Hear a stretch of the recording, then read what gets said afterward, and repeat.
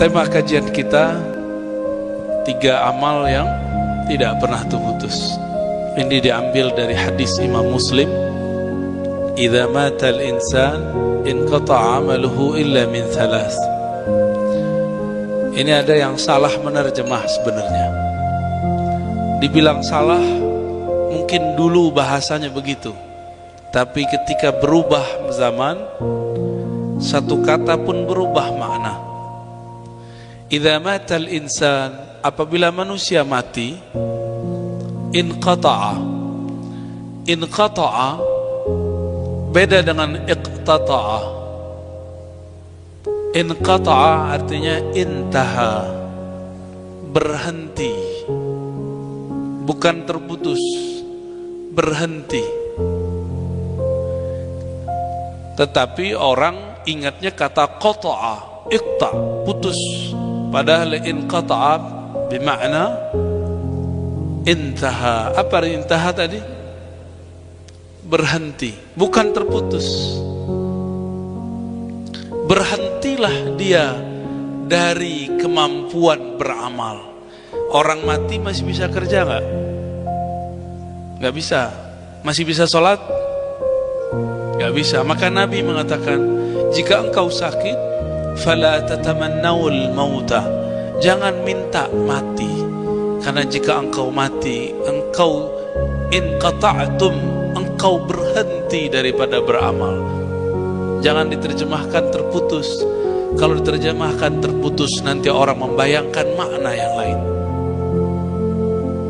Jadi kalau para asatis, para masyayikh, para kiai, coba dirubah model menerjemah, karena ilmu menerjemah itu berkembang supaya dapat mewakili makna yang ada di dalam lafaz hadis. Jika mati manusia, maka berhentilah dia. Benar ya? Berhentilah amalnya. Amalnya tidak bisa diteruskan kecuali ada 3 amal yang masih berlanjut. Yang pertama, sudah hafal ya? Apa aja? Shadaqatun jariyah. Bukan amal jariyah, tapi shadaqatun, sedekah yang mengalir, bukan amal yang mengalir. Beda. Tapi yang kita dengar biasanya apa? Amal jariyah itu bahasa Arab tapi ala Indonesia. Ya. Kalau ala Arabnya apa? Shadaqah. Sedekah yang mengalir. Berarti ada sedekah yang tidak mengalir. Sudah makan, selesai deh. Tapi ada sedekah yang mengalir. Kita bangunkan masjid, kita bangunkan pesantren, kita wakaf, itu mengalir. Kita buat jalan, kita buat jembatan, itu yang jariyah. Jariyah artinya mengalir terus. Yang kedua, ilmun yuntafa'u bih. Ini terjemahan harfiah dulu. Ilmu yang dimanfaatkan. Apa maksudnya ilmu yang dimanfaatkan? Berarti ada ilmu yang tidak dimanfaatkan. Kenapa ada ilmu dimanfaatkan dan tidak dimanfaatkan? Karena proses guru dan murid berlanjut atau tidak berlanjut. Maka ilmun yuntafa'u bih berarti berlanjutnya proses belajar mengajar. Itu yang disebut ilmun yuntafa'u bih, yang ujungnya adalah amal. Boleh juga diartikan itu membuat majelis, membuat pesantren, masuk di situ juga. Pesantren itu bukan hanya bangunan. Bangunan hanyalah fasilitas. Inti dari pesantren adalah ilmu.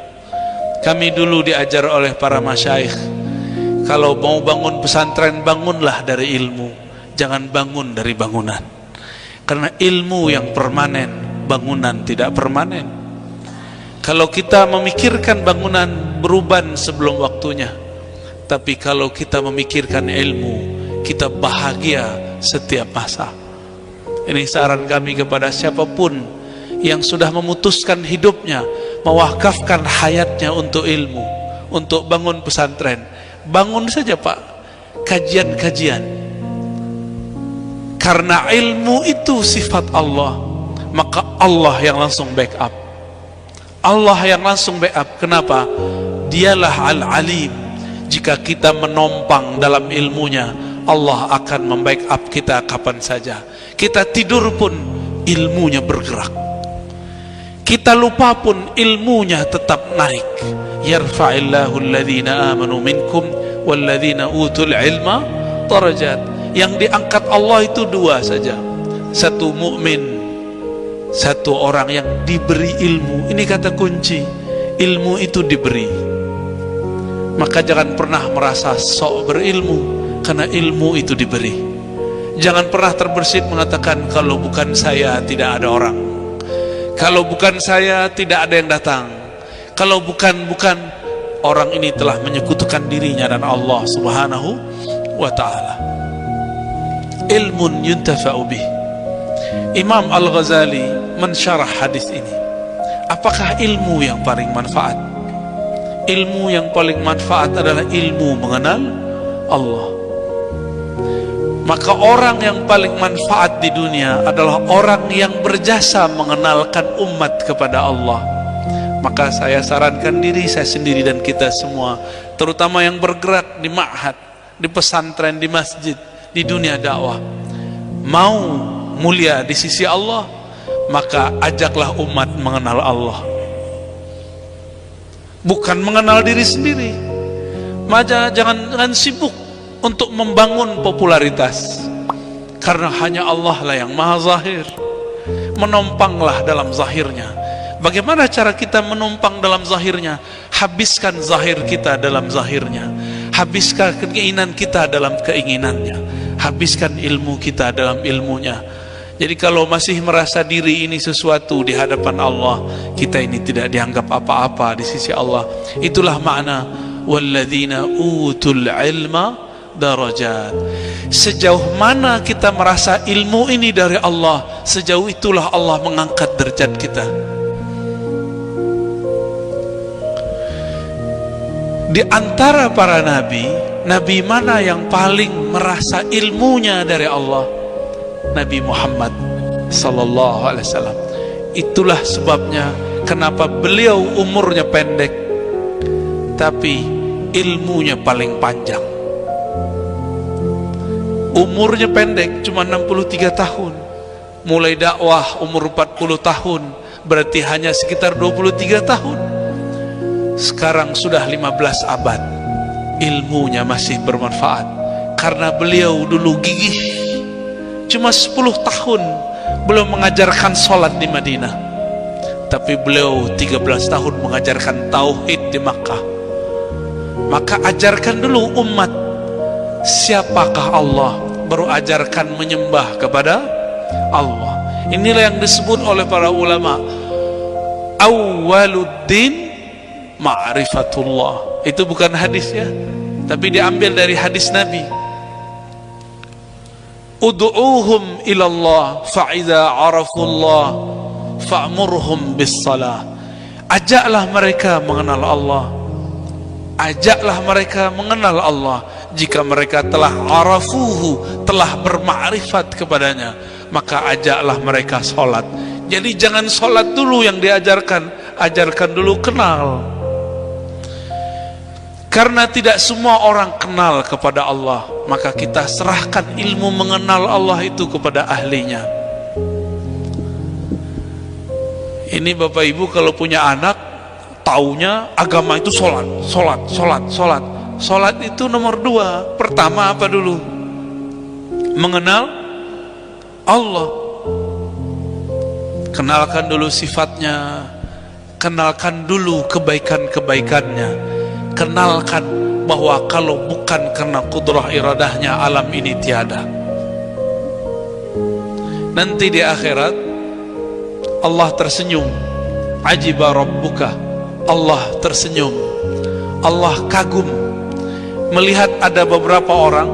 Bahkan ajiba itu bisa diartikan Allah heran melihat beberapa hamba, bahkan banyak hamba masuk surga dirantai, dipaksa masuk surga. Itu maksudnya gimana?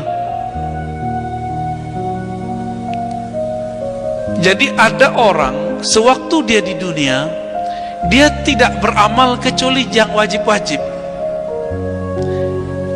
Karena orang tua dia mengatakan dulu, ya guru-gurunya, kamu wajib sholat 5 waktu. Akhirnya setiap sholat dia merasa itu kewajiban, dia merasa itu beban.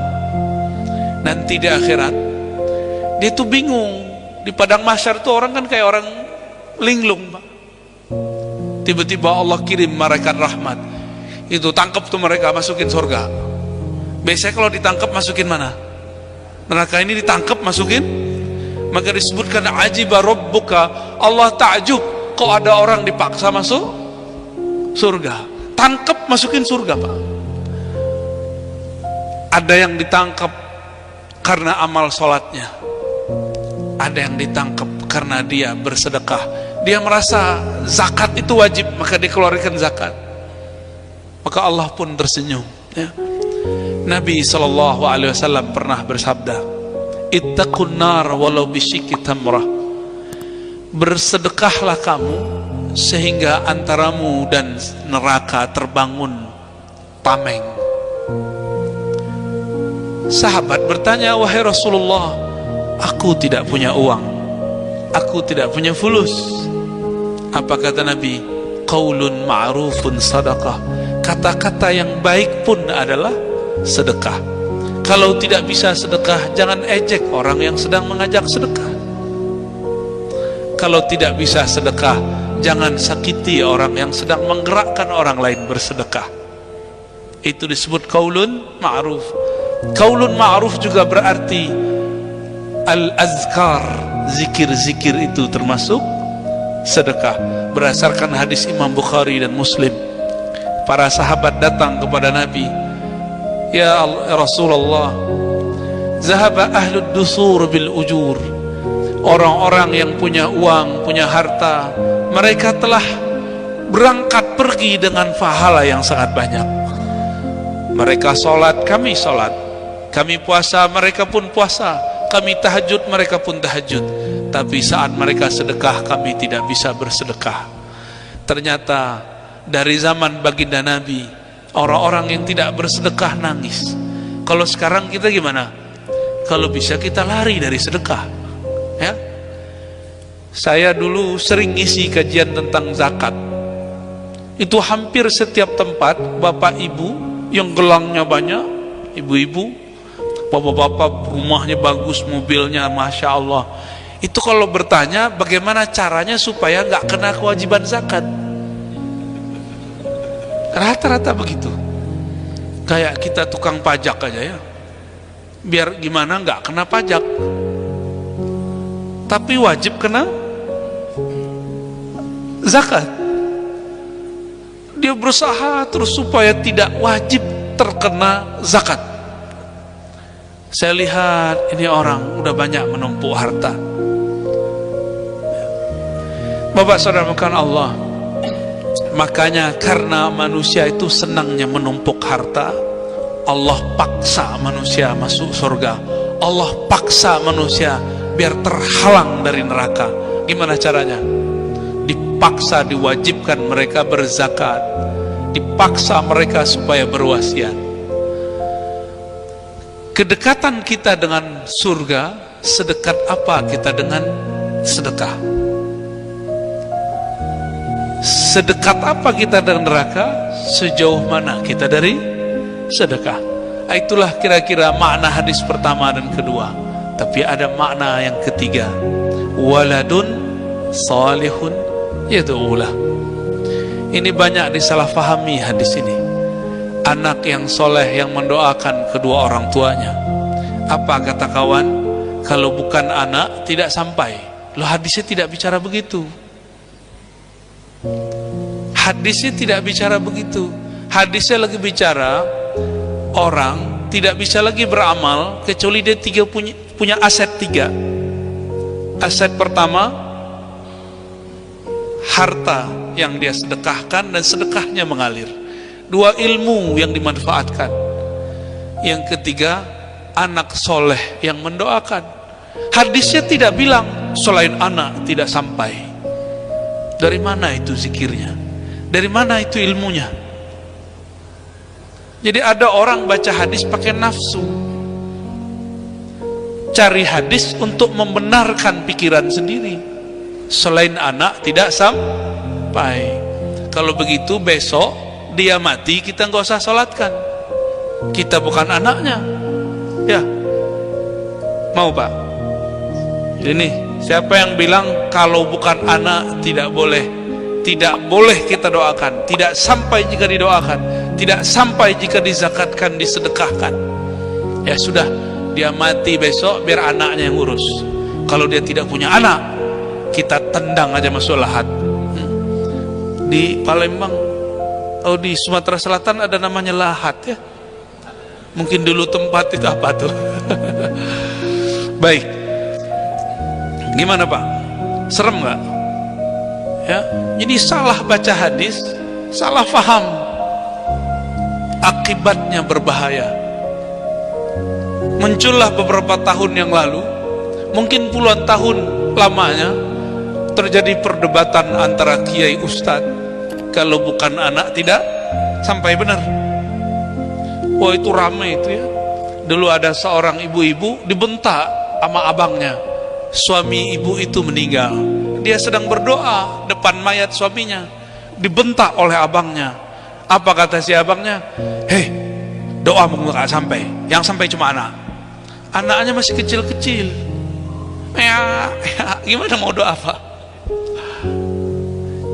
Ingin hijrah tapi otaknya nggak hijrah, ilmunya nggak hijrah, emosinya nggak hijrah. Beragama tapi tidak mengagamakan emosinya. Ya. Jadi apa maksud hadis ini? Anta wa maluka li abik. Kamu dan hartamu itu aset orang tuamu. Jika orang tuamu mati, aset orang tuamu kamu. Maka jika kamu masih sholat, masih doa, itu sama dengan mereka masih beramal di sana. Itu maksudnya. Paham maksudnya? Apalagi yang bukan kiai, bukan guru ngaji, nggak ada anak yang ngaji, nggak ada anak yang baca Quran karena kita yang mengajarkannya. Maka banyak-banyak anak Pak. Banyak-banyak. Masalahnya kalau banyak anak banyak bini, bininya nggak sepakat. Ya, jangan salah paham ibu ya. Nanti saya dicubit nanti sama bapak ini ya. Taib. Hadis ini kita lihat di hadis Tirmizi, di hadis Tabarani, hadis Imam Ahmad. Ternyata di hadis Imam Tirmizi, hadis Ibnu Majah disebutkan lebih dari 3. Maka Imam Suyuti mengatakan, jika dikumpul hadisnya, amal yang masih bergerak setelah orang itu mati adalah 11. 11. Ini Imam Suyuti mengumpulkan hadis. Tapi sekarang kan banyak suyutian ya, masih ngotot tuh sampai sekarang di luar sana, mengatakan kalau bukan anak tidak sampai. Jadi kalau masih ada yang ngomong begitu, kita buka lagi Pak terjemahan depannya. Idza matal insan inqata'a amaluhu illa min salas. Jika manusia mati, dia tidak lagi bisa beramal kecuali dia punya 3 aset. Kata 3 di situ dalam bahasa Arab laisa lil hasr, bukanlah menunjukkan pembatasan, itu cuma contoh. Jika ada amal selain itu, maka dia akan punya amalan-amalan yang mengalir meskipun dia sudah wafat. Syuruknya jam berapa Ustaz? 6:05 ya. Berarti lanjut. Baik.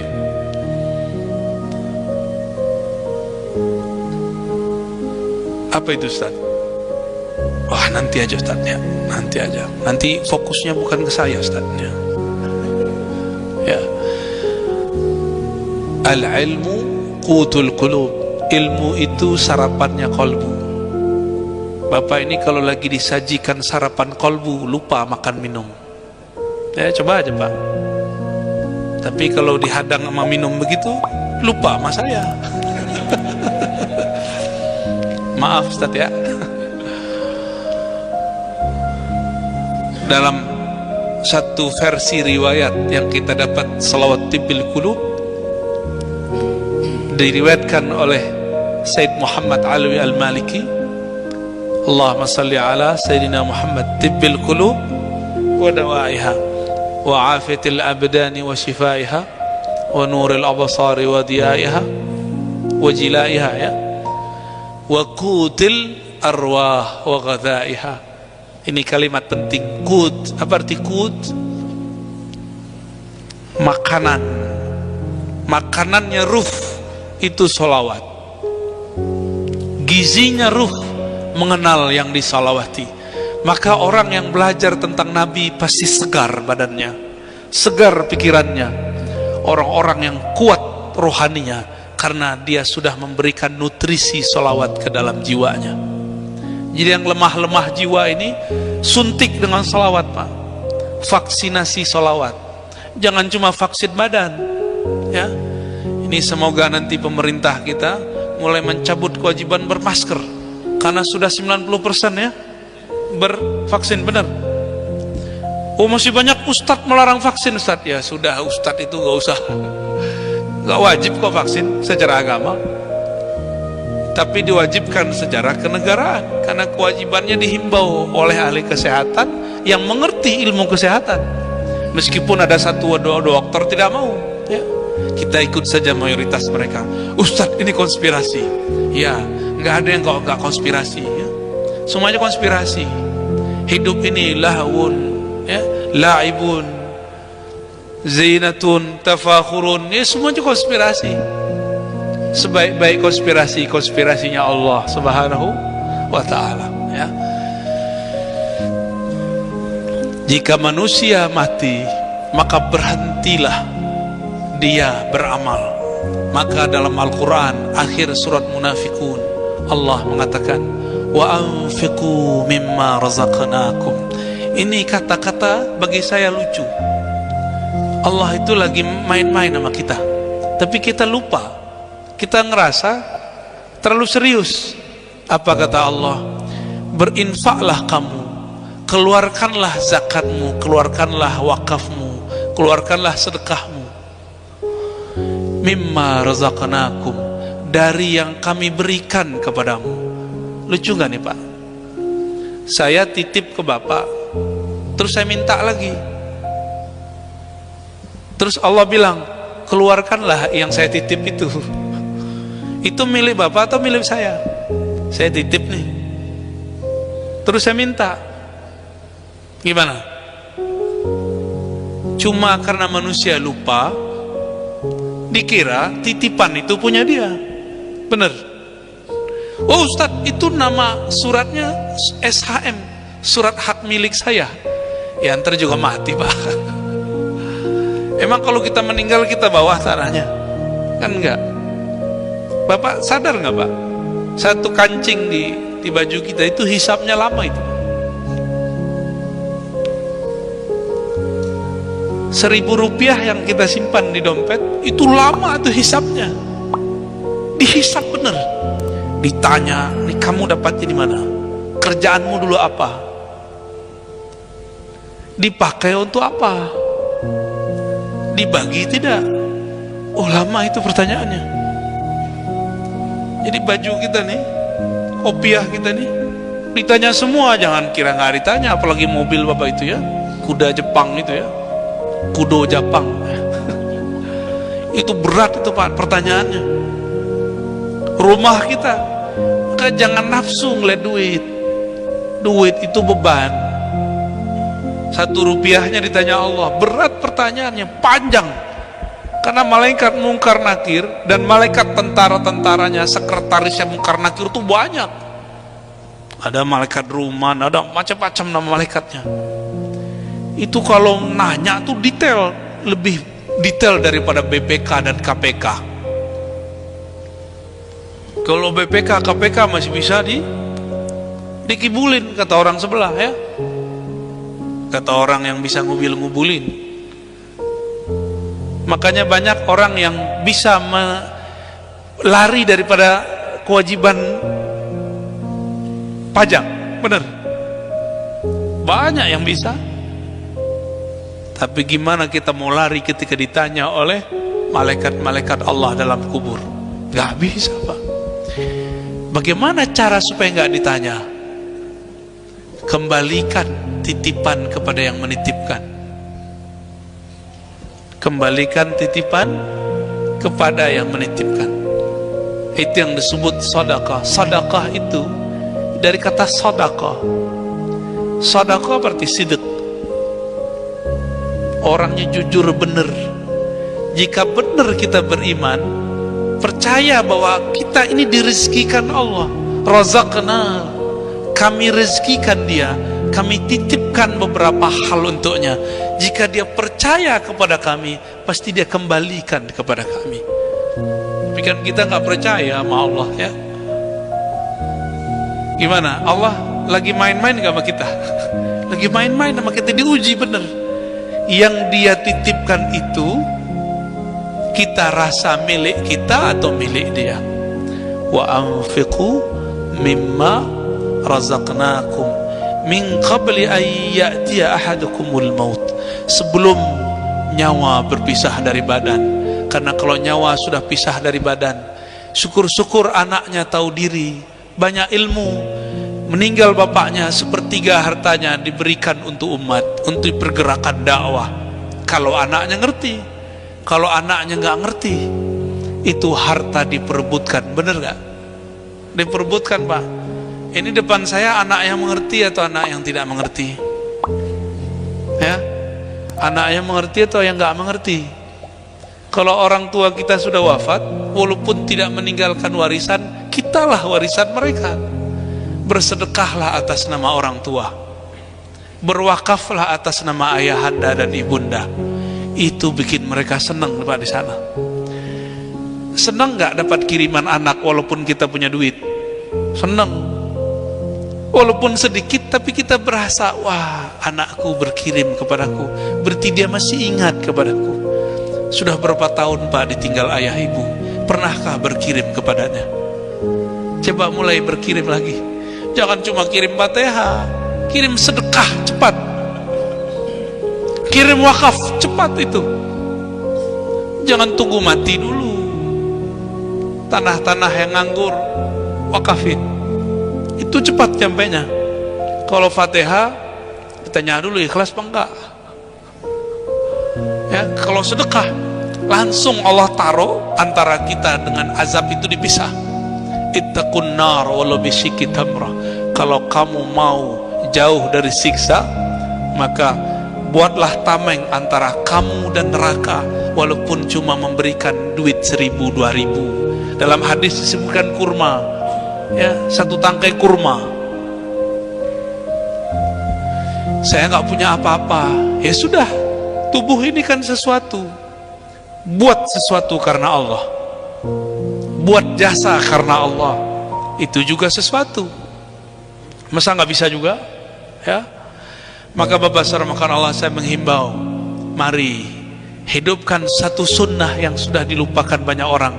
Satu kali sahabat datang kepada Nabi, wahai Rasulullah, hadis Bukhari dan Muslim, inna ummi uftutilat, ibuku terjatuh dari onta lalu mati. Apakah jika aku bersedekah atas namanya, itu sampai kepadanya? Apa kata Nabi? Bala. Di riwayat Imam Muslim dan Nasai ditambahkan, apakah sedekah yang paling mulia, yang paling cepat, yang paling berat ya Rasulullah? Apa kata Nabi? Saqyul ma, memberikan minum. Maka dia bersaksi, ya Rasulullah, saksikanlah kebun di depan Masjid Madinah, semua yang ada di dalamnya, kebun kurma, telaga air, saya wakafkan, saya sedekahkan atas nama Allah, diserahkan ke Baitul Mal. Dulu Baitul Mal itu resmi. Sekarang inilah yang disebut filantropi masyarakat. Jadi orang-orang kita ini mengelola harta sedekah itu secara uruf, tradisi. bisa dalam bentuk masjid, bisa dalam bentuk pesantren. Itu kesempatan Pak, regulasinya nggak susah, langsung saja ya. Bapak-bapak ini yang duitnya nimbun, mulailah ya sedekah untuk atas nama orang tua. Pelit amat kita berkirim ya. Bapak kalau nggak ditelepon anak gimana Pak? Sedih ya. Kita nggak dikirimin hadiah sama anak, samping kita dapat kiriman, sedih nggak? Sedihnya bukan main. Jadi di alam sana mereka sedang transit di imigrasi barzakh. Segera bantu orang tua, mereka sedang tergadai nasibnya. Gimana caranya? Berinfak. Yang kita infakkan duit siapa? Dari Allah juga, bukan punya kita juga. Maka seharusnya orang-orang yang benar tauhidnya, dia tidak susah mengeluarkan harta untuk berbagi, karena sebenarnya itu milik darinya Allah Subhanahu wa ta'ala.